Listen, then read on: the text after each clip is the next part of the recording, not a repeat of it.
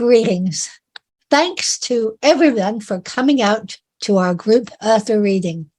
This reading is brought to you by Strong Women, Strange Worlds, which is a group of authors supporting authors. Our mission is to elevate the voices of women and other underrepresented gender identity authors of science fiction, fantasy, and horror through events like our bi-monthly virtual quick read sessions. You can find out more about Strong Women, Strange Worlds in the handout we've provided in the chat and by visiting our website, a link to which will be added to the chat. I'm your host today, Sarah Smith, and you can find out more about me in the provided handout as well. Please note that recording of this session by the audience isn't allowed, and recording of electronic communications, including Zoom meetings and webinars, without permission is illegal. So there. Today we'll be featuring 6 authors: Sunyi Dean, Jessie Kwak, Nicole Glover, Katherine Silva, Erin Swan, and Randee Dawn. Each author will have 8 minutes to read. Our first reader is Sunyi Dean. Sunyi Dean is an autistic author of fantasy fiction. Originally born in the States and raised in Hong Kong, she now lives in Yorkshire with her children. When not reading, running, falling over in yoga, or rolling D20s, she sometimes escapes the city to wild swim in lonely dales. Sunyi, take it away. Hi, I'm Sunyi Dean. I'm the author of The Book Eaters, and today I'm going to read you a part of my debut novel from the yet-to-be-released special edition, which is very shiny. And as part of this event, I'm giving away a signed personalized copy of The Book Eaters. It's your choice of the UK or the USA cover. I do post internationally. To enter, just send an email to dean.sunyi@gmail.com and mention the Strong Women Strange Worlds event, and I'll draw a name at random. And what I'm about to read is a part of the opening chapter to The Book Eaters. In it, you're introduced to a woman named Devon, whose 5-year-old son suffers from a particular and horrifying hunger for human minds, forcing her to seek out victims for him to consume. Ooh. Right. And Devon fished out a set of keys hanging around her neck on a lanyard. The cord was entangled with a compass and a steel chain. She shook the lanyard free, slotted the key in, and wrestled briefly with the lock before stepping inside. Since neither she nor her son required light, the flat sat in perpetual dark. It saved on the energy meter and reminded her a little of home, back when home had been welcoming, the cool, unlit calm of Fairweather Manor with its shade-tinted hallways and shadow-layered libraries. She was expecting human company, though, and switched on all the lights. Cheap bulbs flickered into anemic existence. The flat contained only a claustrophobic living space, a small kitchenette with a fold-out table, a bathroom veering off to the left, and a locked bedroom to the right, where her son spent much of every day. She dropped her bag by the door, hung her coat on a hook, and clunked across to his room. "Kai, are you awake?" Silence, and then the faintest of shuffles within. "No lotion, sorry," she said. "They were out. I'll get some tomorrow, eh?" The shuffling stopped. Always she was tempted to go in and offer comfort of some kind. By the 3-week mark, starvation would have ravaged him to thinness. His suffering spiraling into unbearable agonies, his body began to produce toxins. The madness already gnawed at his mind, incurable except through his next feed, and even after feeding, the craving would remain ever present. He would either sit in a corner, huddled up and unresponsive, or else attack her in a frothing rage. Impossible to know which reaction she'd get, and so, fingers shaking, she checked and double-checked the bolts instead of going in. One on top and one on the bottom, both solid things she'd installed herself, and one regular lock that required a key. The room had no window, courtesy of its awkward layout. No additional security needed there, for once. Someone knocked at the entrance to her flat. She jumped, felt chagrined, checked her watch. 8:10, just on time. Just as well she'd not gone back for the lotion. Devon went to let in her guest. He had a name, but she would not allow herself to think it. Better to consider only his role, his profession, the local vicar. He needed to be no more, no less. The vicar waited anxiously on her doorstep, wearing a black and mustard coat that might have been fashionable 40 years ago. He had kind eyes, a quiet demeanor, and impressive patience with his quarrelsome congregation. No severe personal problems that she could find after 2 weeks of intensive stalking. Everyone had small vices and little problems always, but that was a given, and she could cope with the small stuff. They were only human, after all. Thanks for coming. Devon hunched herself smaller. Be uneasy, be reluctant, and above all, be vulnerable. A surefire act that succored them every time. I didn't think you would. Not at all, he offered a smile. As I told you on Sunday, it's no trouble. Devon said nothing, looking sheepish. She'd done this conversation or some variation of it so many times, tried all kinds of lines, and found it better to let them to take the initiative. Probably she should have put on something more feminine to look even more unthreatening, but she despised dresses. May I come in? He ventured, and she feigned embarrassment for her rudeness, stepping aside. His gaze snagged on the dilapidated interior. Devon couldn't blame him. She gave the usual awkward apologies for the state of the flat, while he gave the usual demurring reassurances. That ritual completed, she said, My son is in a bad way. I spoke to him earlier and he didn't answer. You may not have much luck, I'm afraid. The vicar nodded, lips pursed with concern. If you are happy for me to try, I will see if I can speak to him. Devon held back a contemptuous laugh, as if talking could solve problems like this. It wasn't the vicar's fault. She'd been the one to say that Kai had depression, but hysteria crept up on her nonetheless. The vicar was still awaiting a response. She managed to nod, hoping he read her emotions for the right kind of conflicted, and led him to the door. You lock your son in his room? He sounded shocked, and she could feel the weight of his judgment as she undid each bolt.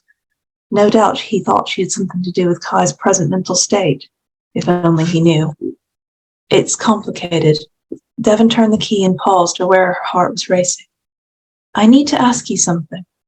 What is it? The vicar was wary, his senses alert to a danger that his eyes could not perceive.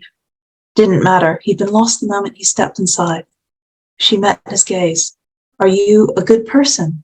The question that consumed her every time, every victim. Are you kind? He frowned, considering his words, trying to understand what reassurance she sought, not that he had a cat's chance in hell of guessing. Still, his hesitation was his own reassurance. Only those with a conscience would stop and evaluate her question. None of us are truly good, the vicar said at last. He put a hand on her shoulder so gently, so kindly, and she almost threw up on the spot. All we can do is live by the light we're given. Some of us don't have any light, Devon said. How are we supposed to live then? He blinked. Devon caught his wrist, wrenched the door open, and shoved him in.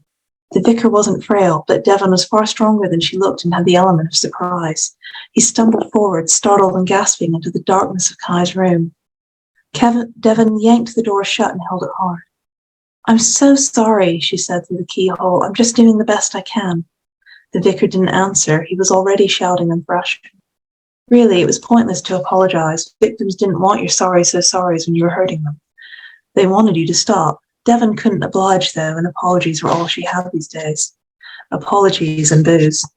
The noise of the vicar's muffled struggling trickled away in a minute or less. She could never decide which was worse, the wailing or the silence. Maybe they were equally bad. She let go of the doorknob. No point locking up. Kai wouldn't be dangerous, not anymore. Better to make sure he could leave his room if he wished. The flat seemed to oppress, its mildewed walls crushing her spirit to flatness. After so many days of ravenous hunger, her son would need to sleep off his feed. In the meantime, she wanted a drink, and there was no vodka in the house.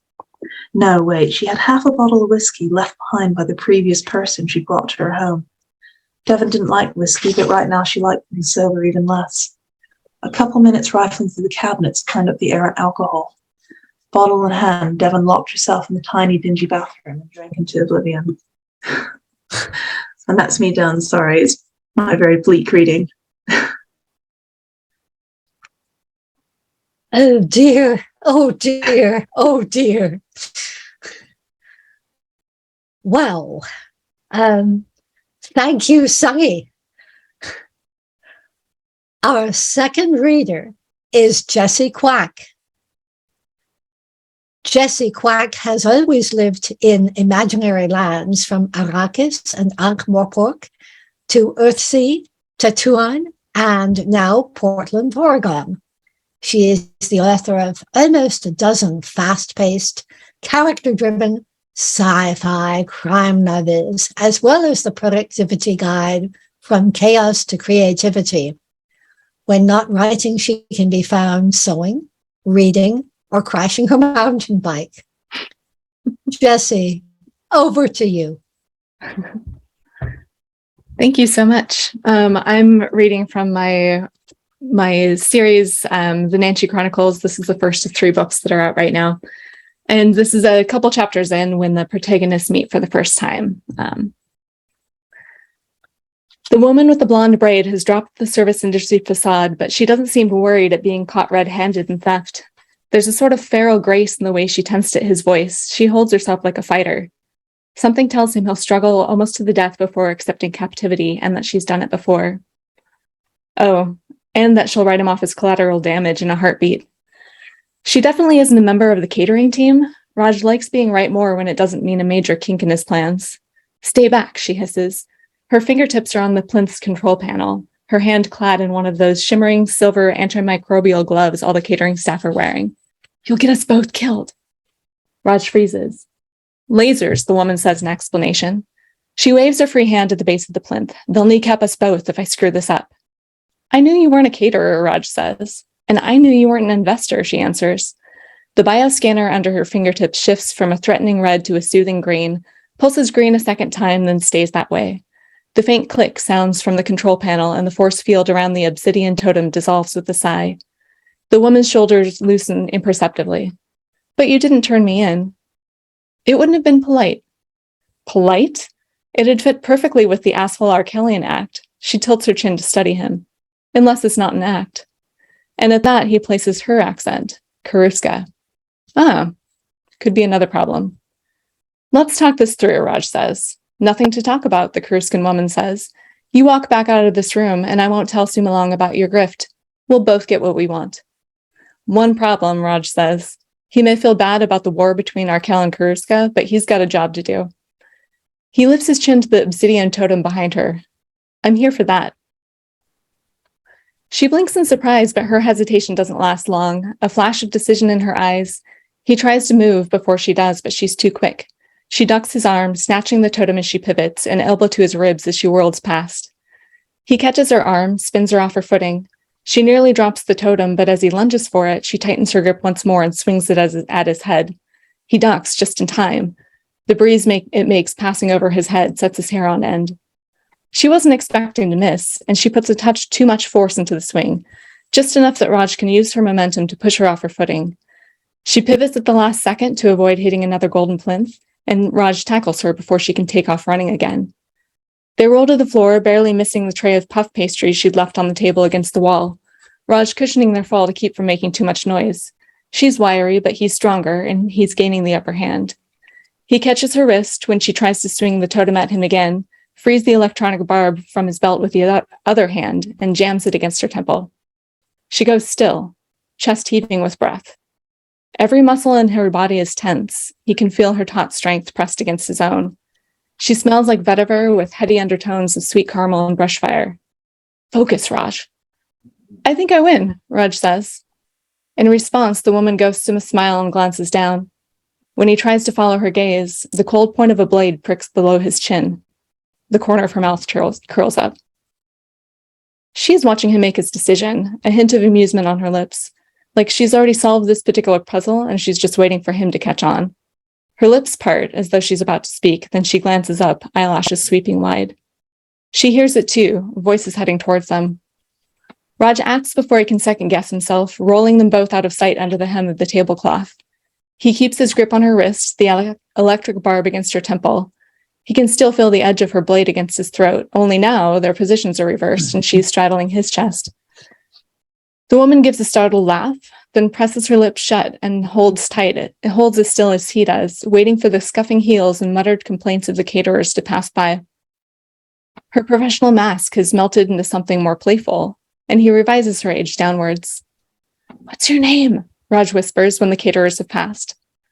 One of the women's eyebrows lift, but she doesn't move the knife from his throat. I'm Raj. Hi, Raj. I know you're not going to pull that trigger. And you're not going to slit my throat. I'm not? You've got a buyer for that thing? Raj asks. None of your business. Mine pays top dollar. Tell you what, we work together to get out of this, and I'll make sure you get your share 50-50. I kill you, I get 100%. You don't know how good my buyer's rates can be. What's your name? The woman snorts a laugh and moves without warning, rolling off him and out from under the table, disappearing in a rustle of tablecloth. Raj hisses out a curse and scrambles out after her, but the woman's halfway across the hall by the time he gets to his feet, and how the hell? She stole his electric barb. She glances back to gauge her lead, and that's why she doesn't notice him, the burly wall of a security guard stepping around the corner. She runs smack into the guard's chest, and the big man's hand closes around her shoulders like vice grips. And there's that animal desperation flashing over her face once more, the wild fear of the trap, the feral instinct to fight her way out even if it kills her. Hey, I'm so sorry, Raj calls. He lets his voice slur, lets his asshole Arkelian drawl lengthen, puts a wobble in his step as he catches up to the woman and the guard. I wasn't trying to upset you. I completely misread the situation. He straightens his tie and shines chagrin at the security guard before turning back to the woman. I'm an idiot. I'm sorry. The fear in her eyes drains away as she realizes his charade. A mask of faux fury slips into its place. She shrugs her arm free and slaps Raj across the face. Shit, woman! Raj massages his jaw and stares at her in unfeigned surprise. I have to get back to work, she announces haughtily. She jabs a finger at Raj's chest, and you're cut off. She pins the security guard with the glare. He flinches back out of reflex. He's cut off. Yes, ma'am, the security guard says, stepping out of her way. Wait, Raj calls to her, retreating back. The security guard's subtle shift in stance says the big man isn't going to let Raj go after her. What's your name? She's not going to tell him, he knows that, but it's one last reminder that he's the reason none of them got caught, and all she's leaving him with is a stinging cheek and empty pockets. The woman glances over her shoulder. Her face is angled away from the security guard. Her hand is not. Even so, the wink and the rude gesture are perfectly match set. Looks like your party's over, sir, the security guard tells him. Let me call you a ride. But Raj Demetriou, says a voice behind him. Ice pours down Raj's spine, and he turns slowly to come face to face with Parsu Malong and three of the biggest guards he's ever seen. Sumalong's cheeks are still flushed, but now the heat of the vodka is joined by fury. He lifts a finger, jabbing it at Raj's chest. Artemis City security is on their way, he says to Raj, and it seems you've developed a reputation. I think they'll be very happy to get their hands on you. There we go. All right, Jessie, thank you. Our third reader is Nicole Glover. Nicole Glover is the author of the Murder and Magic series, which includes The Conductors and The Undertakers. She believes libraries are magical places, and problems seem smaller with a cup of tea in hand. Her life outside of books includes bicycles, video games, and baking the perfect banana bread. Nicole, email us some. Go for it, Nicole. Hi, I'm about to take you to 1871 Philadelphia, in which we find our main character, Hetty, acting as a lookout as she prepares to foil an abduction. Below her, the bushes rustled as Benji hurried to finish the last of his spells. Hetty silently urged them on as the wagon drew nearer. If they had been working in tandem, the spells would have been primed and ready. But as this was not the first time they'd done this, Hetty knew that stopping the wagon was the least important part. The driver's head had just passed under her feet when Hetty let a crow's craw escape her throat. She projected her voice as if she had a crowd eagerly listening as she spun tales for their enjoyment. Trees some distance away stirred with confused crows, but further along the road, the bushes stopped moving. Benji stopped to the side and slammed his hammer down onto the sigils scratched to the dirt. Light flashed from the strike and dust flew into the air. The trees across from Hetty's hiding spot swayed until three of them dropped like dogs onto a bone. Wheels squealed and the horse cried out in alarm. The wagon veered to the side and the driver swore as he did his best to avoid the pile of trees. The moment it shuddered to a stop, 2 men jumped out of the back of the wagon to yell at the driver.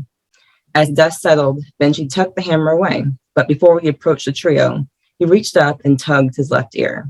Hetty rolled her eyes.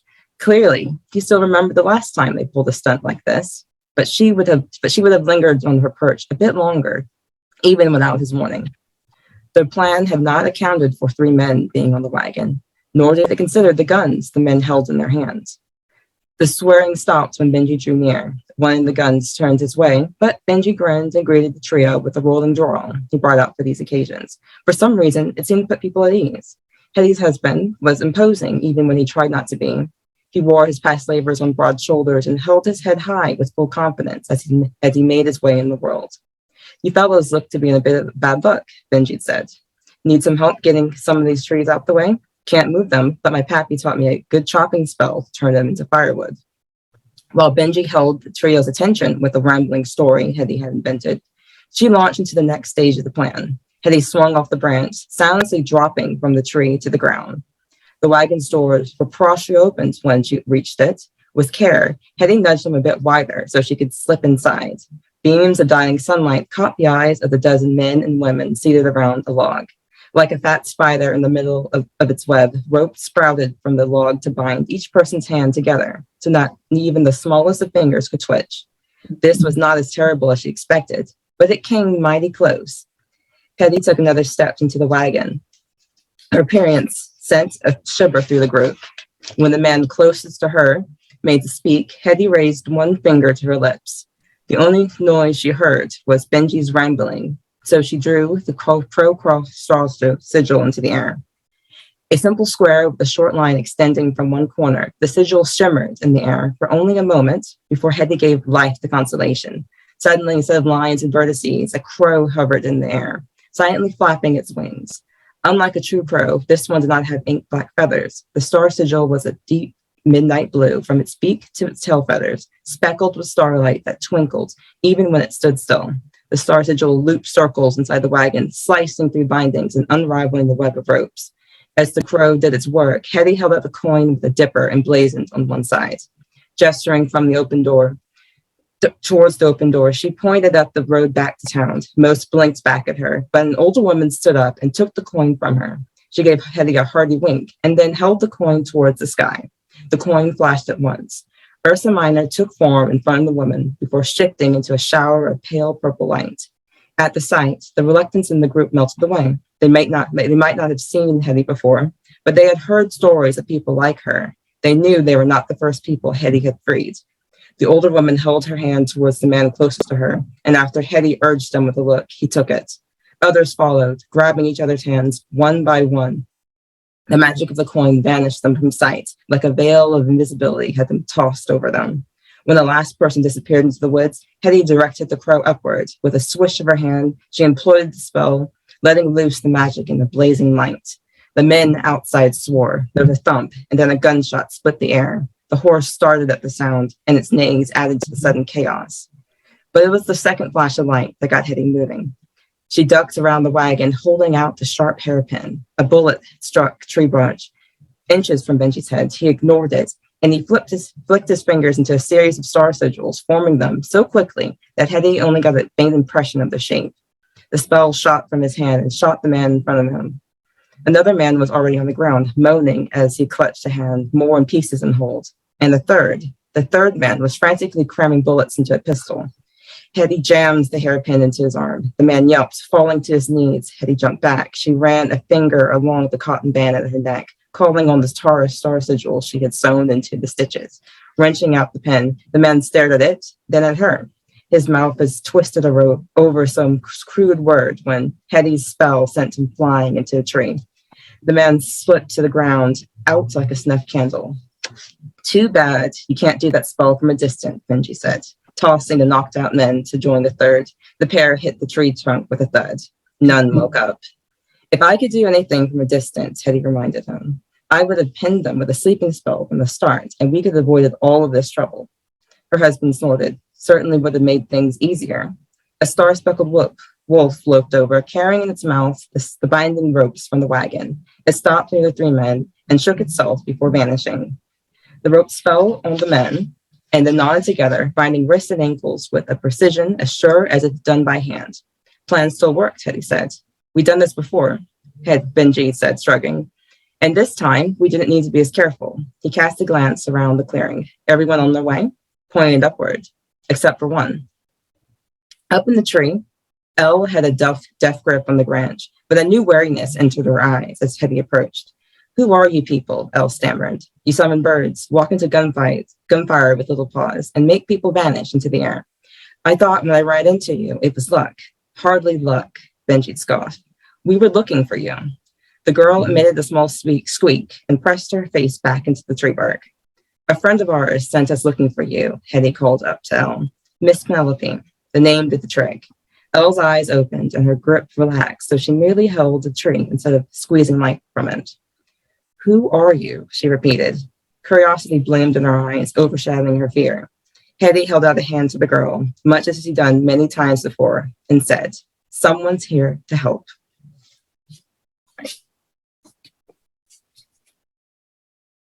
If you're in... Someone's here to help. Yes. This is that. Those good words. Our fourth reader is Katherine Silva. Katherine Silva is a two-time Maine Literary Award finalist for speculative fiction. She's a member of the Horror Writers of Maine, the Maine Writers and Publishers Alliance, and New England Horror Writers Association. Her latest book, The Wild Dark, is now available wherever books are sold. Go for it, Katherine. Hi, everybody. So I am going to be reading from my newest book, which is called Orchards. It is a sequel to The Wild Dark. It's a kind of a unique short story that includes some really stark black and white photography, poetry, drabbles, just a little bit of everything for everybody. And I am going to be giving away a copy of Orchards tonight if you sign up for the giveaway. So make sure you do that. I do just want to explain The Wild Dark a little bit, so that kind of gives you an idea of what you're looking forward to in this. The Wild Dark is about an ex-cop who has to survive a forest apocalypse that's taking over the world while being haunted by the ghost of her ex-partner. So it's a little bit fantasy, a little bit horror. And this book takes off from the ghost character's point of view. A reviewer described it very poignantly as if somebody was dropping a record needle into different points of somebody's life. So that's kind of what you're getting with this book. And what I'm going to do is try to read most of the prose from this so that you're not missing out on, you know, the nice scenery. So here we go. It'll be a race. Liz's voice reaches me. I look up from my lap. She's got laughter behind her green eyes. All at once, I'm solid again. I'm here. This is here and now. I manage a smile. Don't let the captain hear you, I say under my breath. He wouldn't like you turning this into a game. I'm joking, she answers after a moment, defense staining her tone. We open our car doors and climb out.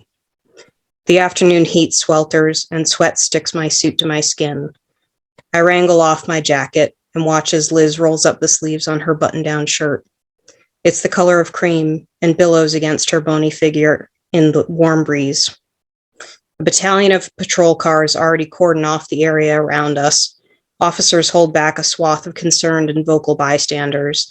Some lean over the yellow tape eagerly. Captain Vance waits for us in the shadow of one of many apple trees. He wipes his brow and explains the situation when we stop in front of him. A wanted felon is hiding somewhere in the apple grove. Manslaughter. Accidentally ran over a person at a gas station in New Hampshire. One of the visiting families recognized him from a video posted by the local news last night.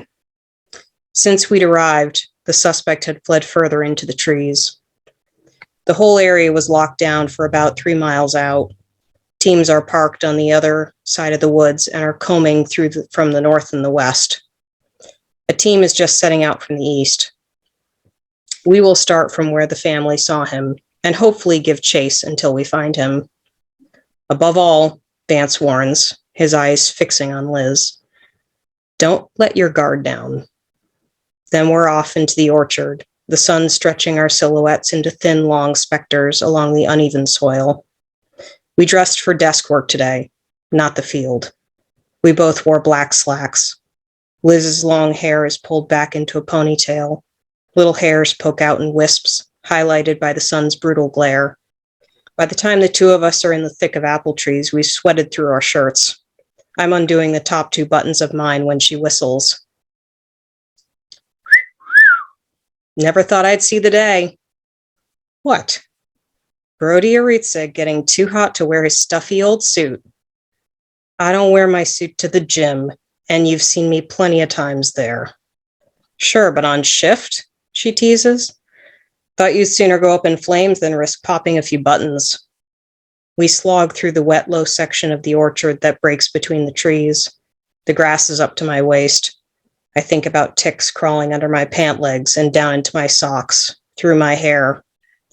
Liz blunders through. Her eyes are attentive on the horizon. Beads of perspiration roll down her temples and catch on her upper lip. This is where the family initially saw him, in the grove of Cortland trees. The apple trees are tied off with pink ribbons to indicate which ones are okay to pick from. The ground beneath is scattered with apple corpses, some bitten and tossed, others worm-ridden. My mind wanders for a brief moment to the apples in the fruit bowl on my kitchen counter. They're covered in soft spots. They were past eating days ago. I knew that then. Carmen said she was going to do something with them. She didn't. So there they stay. I'm now in the dark. The dark is here. I spent so long running from it, and now I'm a part of it. It slithers under my skin, bleeds from my eyes, fills my mouth. No. No. I'm not ready. You can't have me. I breathe, and it feels like fire. This isn't where I want to be. My face is wet. There's a pocket rag in my hand, and the faucet runs in front of me. The tiny bathroom smells like Dove soap. The vanity is crowded with 5 toothbrushes. The sink is toothpaste splotched. Rainbow plastic toys litter the tub behind me. Outside, children shriek as they run through a ticking sprinkler. Someone's knocking on the bathroom door. Be out in a second, I manage. Each word feels foreign. I don't want to say anything. I don't want to be here. I dab my eyes with the rag, then splash more cold water on my face. I shut off the tap. Another moment to breathe. Then I unlock the door and step out. See anything in there? Vance asks me. We're in a victim's house. We're interviewing someone. I was supposed to look in the medicine cabinet, but I got a call instead. A call from Carmen. She left work early. She was at home. I needed to be there. But I couldn't, because going home was like wrapping myself up in the sadness. It was like turning off the lights and sleeping in a bed of darkness. It's been 3 months since we found out we could never be parents. Not in the literal sense, anyway. In spite of my willingness to try and find another way, there is no other way for Carr. She doesn't want another way. This was her only way. I told her I couldn't come, as much as I wanted to. I just can't keep facing the wall and begging for it to yield. Wandering. Where am I supposed to be?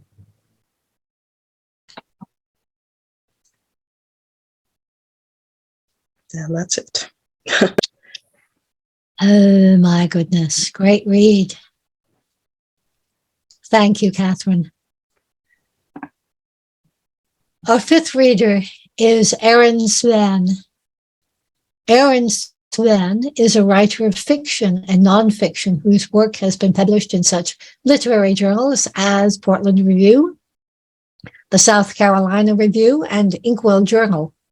A graduate of the MFA program at the New School, she lives in Brooklyn and teaches English at a public high school in Lower Manhattan.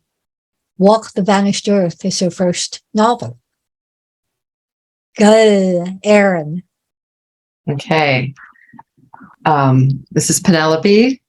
She is on Mars. It's the year 2046. Hour 1. 2 women trek across a desolate landscape. Their suits are stark white against the rust-colored dunes. Their big boots march forward. Their helmets amplify their breathing. Ahead, the sun rises, haloed in blue. Behind them lies a blackened shell. In their noses lingers the stink of smoke, an earth smell, one they thought they'd forgotten. The station, the place they tried so hard to call home, has exploded. One is Penelope, the other Gabrielle. 88 days ago, Penelope arrived on this planet tender and hopeful for what would come. She met Gabrielle, learned about love, struggled to maintain hope for the future. But a fire has destroyed the Red Star Station, and they are on their own under an alien sky. They want to run, but with the stiff suits and lower gravity, it's like trying to run in a dream. This is a story, Penelope tells herself, something I can shape as I go. This comforts her, for stories are familiar. Her mother, Kay, raised her on stories, ones from books, but also from Penelope's grandfather, Pa.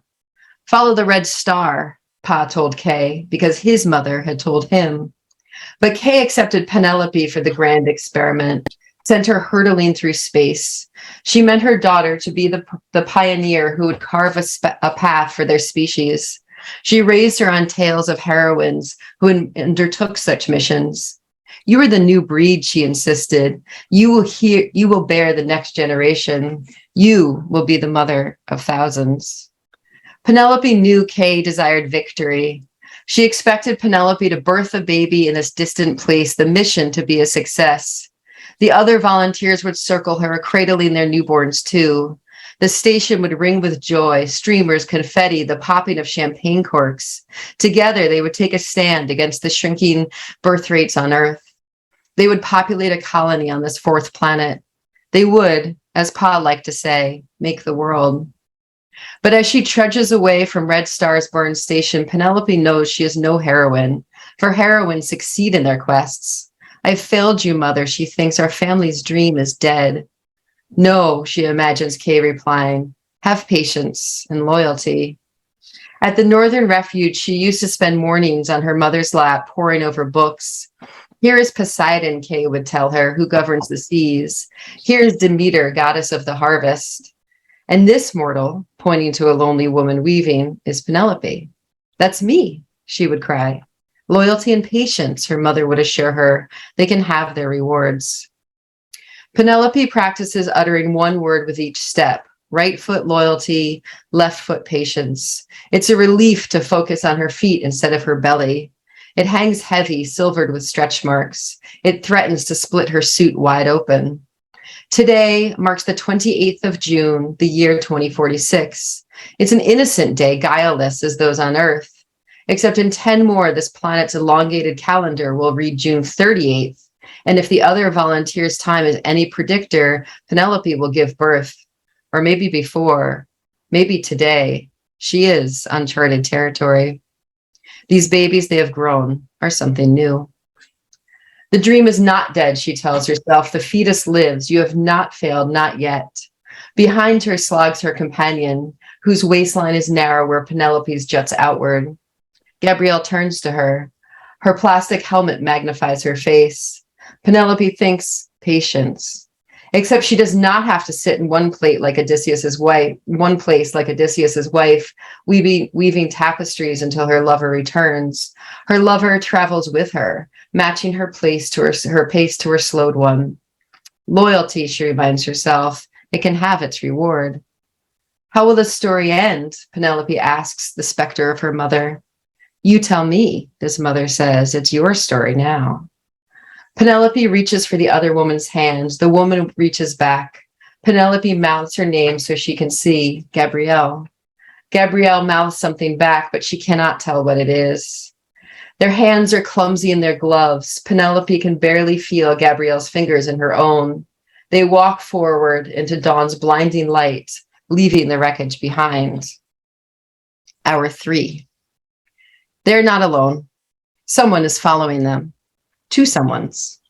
Gabrielle spots them first. Look, her mouth motions, her arm pointing. Penelope can make out 2 figures silhouetted against a scrim of boulders. Phobos comes into focus first, then Deimos. They're not babies anymore. They're boys, teenagers, more than able to walk. They must have escaped the station, but Penelope doesn't know how. She thought everybody burned. It makes sense, though. If anybody would escape, Phobos and Deimos would. In the brief time since their birth, they've confounded all expectations. Babies on Mars, Penelope used to think. It'll be cute. But looking at the creatures behind her, that's the last word that comes to mind. Monstrous, maybe. Giant. Deimos and Phobos are wearing the station's gray jumpsuits, their massive heads like orbs above. They must have long since outgrown their onesies. Maybe the geneticists clothed them, or maybe they found spare suits and put them on. They're too far away for Penelope to make out the starbursts on their breasts, but she knows they're there. Here they are, the products of the Red Star Project. She wonders whether David would be proud. She imagines him still alive, his eyes brightening at the sight of Phobos and Deimos, able to survive this atmosphere with no help at all. Yes, she thinks, he would be very proud of these babies the Red Star volunteers have grown. She does not want to think about the 2 figures behind them, the ones she and the other volunteers named after this planet's moons. She can tell Gabrielle doesn't either. They're her experiment, after all, an experiment gone wrong. Gabrielle has already resumed walking, but faster, as though to leave Phobos and Deimos behind. Penelope follows as best she can, wheeling herself onward. Sweat studs her upper lip. If they were back at the station, safe under her crimson duvet, Gabrielle would lick each droplet with her tongue's tip, then Penelope's throat. But their bodies don't matter like that anymore. They're machines that need fuel, protection from weather, solar winds, radiation. The suits offer oxygen, tubes with water and liquefied nourishment. These resources, however, are finite. She turns. Phobos and Deimos have grown closer. She doesn't know what they want. They might not intend to hurt her. They could be following because Gabrielle knows where she's going. Or maybe they recognize in Penelope's condition what happened to their mothers. They might want to help, she thinks hopefully, but when she looks back at them, their faces show no expression at all. Walking faster is hard. Despite her desire to keep up, her pace slows. It doesn't take long for Gabrielle to slow down too. She reaches out a glove to touch Penelope's arm, her face transmitting concern. Though her breath is rasping in her throat, Penelope smiles to reassure her. The wreckage of the station has disappeared behind them. The other one has yet to appear. Above them, Mars's moons, the real Phobos and Deimos, hover in pale silhouette. Phobos appears to speed east while Deimos dawdles, a mere pinprick in the other direction. Within Penelope orbits her own little moon. This moon has neared fullness. It is almost ready to burst. She glances behind at the 2 figures following them, and then up again at their namesakes. Not even in the northern refuge, with the infinite mystery of stars spread overhead, did the sky feel so beyond her understanding. Thank you, everybody.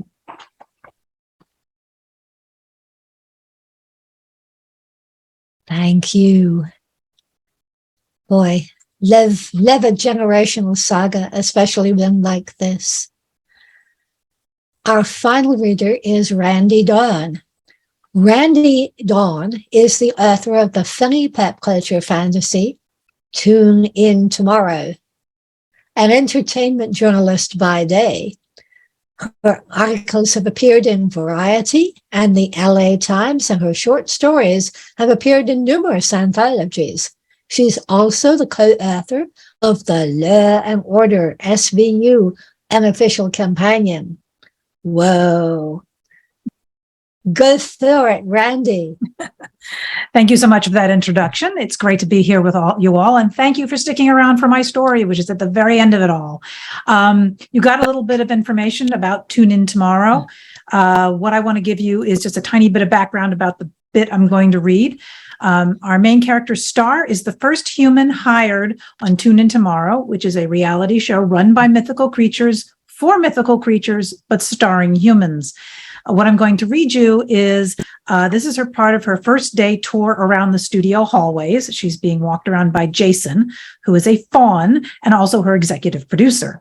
She hasn't quite realized that she's among magical creatures yet, though. She just thinks everybody's in really good costumes. So bear that in mind.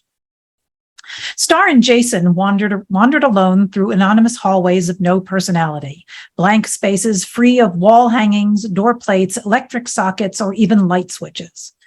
"This is a dressing room," he said, holding up one doorway. "Winston's rehearsing now, so he's not in." Star barely got a peek before he shut it again. "And this is Jason opened another door to reveal a tiny room that smelled like fresh paint. A small, wizened person in overalls was applying a hot pink shade over a light blue one and tipped his hat at Star. "It's a coat closet." "I see it's getting a new coat," Star quipped. Jason grinned. "Precisely. We add a new one each week." He paused in front of another door, opened it, and slammed it shut instantly. "Moving on." The muffled sound of lightning crackling filtered through the door. You all use Foley?" Star felt proud to show off her industry logo. But Star felt proud to show off industry logo. The sound effects folks tickled her with their creativity. Sure." Jason's anxious face was back. "Well, not exactly. Just a misplaced thunderstorm. Happens sometimes. This way." They twisted and turned so much Star lost track of where she was, and Jason's strange mixture of delight and nervousness was starting to make her feel anxious. At last, she came to a hard halt in the middle of a hallway. Jason tilted his head. "Look, I get it. You're like a big VFX warehouse or something. I'm guessing Tune In Tomorrow is some kind of space opera on the web. But you're showing me every nook and cranny and door hinge doesn't give me a clue about what's going on. What is this place?" Jason took a dramatic pause and his green eyes lit up. "Tune In Tomorrow is many things to so many mythics. We are the longest running, most viewed reality TV show ever made in any dimension. We are made by mythics, for mythics, but starring humans." "Reality," Star twitched, "with dragon puppets and robots." Jason started to speak, took a breath and paced up and down, raised a finger, lowered it, then stopped in front of her, cleared his throat. "It's been some time since I had to explain this to a human. Bear with me." He pushed open another door and gestured inside. Star planted her feet in the doorway. "Jason, this is a toilet." "Yes, well, needs must. I don't have any other handy water." He was speaking in riddles, and disappearing into a bathroom with a near stranger was awkward at best, creepy at worst. Still, she didn't sense Jason was up to no good. He practically vibrated with excitement, or nerves, or both. Swallowing, Star took the risk and stepped inside. The bathroom door swung closed behind them. Jason turned on all 4 sinks in the room. Water cascaded from 3, butterflies burst from the 4th. Star gaped. Jason quickly shut that one off with a sheepish grin and turned his back on the sink. The butterflies disintegrated. Star blinked. "You see," he raised his sing-song voice over the noise of the remaining water, "we adore human toings and froings. We are the original fans of stories without end. Some hundreds of years ago, when the Seelie came up with the idea of telling stories to mythics, they were known as stories of all purpose, or for short, soap." Star realized. The room was starting to heat up and the mirrors fogged. Jason had apparently turned on only the hot water. She wondered where he was going with all this. The fantastical elements of his story were fanciful and charming, but silly. Maybe he was just being very method about the show. "You're making a soap opera?" "Shh," he quieted her, glancing around. "Yes and no. That's how we started. But most mythics are self-cleaning. Bathing is a hobby, not a practice. Soaps fell a bit out of fashion. Mythics wanted real human stories. Finally, once humans on your side of the veil began writing their own TV shows, one of us, me in fact, infiltrated a few writing rooms and discovered that you were doing what we'd been doing for years and calling it reality TV. That fit us perfectly. Our viewers tune in because they believe we are telling real stories, and that's what keeps us going." But reality shows, Star caught herself. It was no secret in the business that most so-called reality shows were scripted, that they were the soap operas of the modern age, even if few would admit to it publicly. Reality shows that weren't about some weird competition were packed with melodrama, family feuds, bed-hopping antics, people being underhanded or bitchy, and sometimes all those things combined. They weren't much different from Days of Our Lives, which Star had often watched while being babysat by her grandmother when she visited during summer vacations. None of which answered her real questions, like why she was here, and why was Jason letting all that water go to waste? And if he was the producer, why was he acting like he was in character? Remind me how long the show has been airing again? In various incarnations, 439 years and 6 months and 3 days, and got it. He was funny, this Jason, adorkable and funny, even in a steamed-up bathroom. She could play along. Last I checked, TV didn't even exist before the 20th century. Human TV did not. We have many ways to tell story in this side of the veil that you do not. You've heard of Philo Farnsworth, yes? The so-called television inventor? Well, you don't imagine that's a mortal name, do you? The dear boy is one of ours, exiled on your side of the veil for several dozen rotations. Always was a Promethean fanboy. Thought he'd gift mortals with a new kind of fire, and now you share your own tales in a more mundane fashion. Star wondered if Jason ever knew how to be serious. Did they have to stand here in a human room, her curls wilting, discussing a made-up history? Wasn't she supposed to be vetted by the troublesome Fiona? And then she got it. Jason was warming her up for that meeting. He wasn't being method. This was a classic improvisational exercise. Yes, and she tossed out the cue for the improv game, which was to support whatever outlandish idea your partner offered and add on to it. So let me guess, Tune In Tomorrow comes through an antenna or a cable box. Jason grinned. Now you're getting it. We have in the past transmitted to mythics living among you through rabbits. Their ears are useful for capturing signal.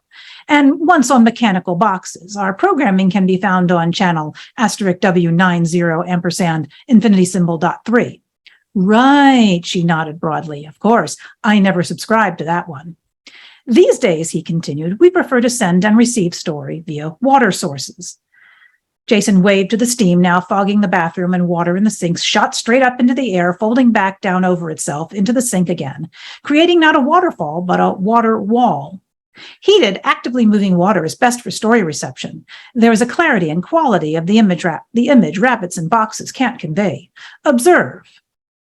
It's streaming, she said. Now you're getting it, he said. Thank you all very much.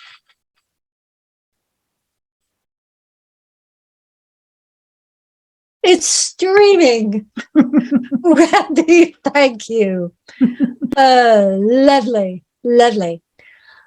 And thank you so much to everyone who came today.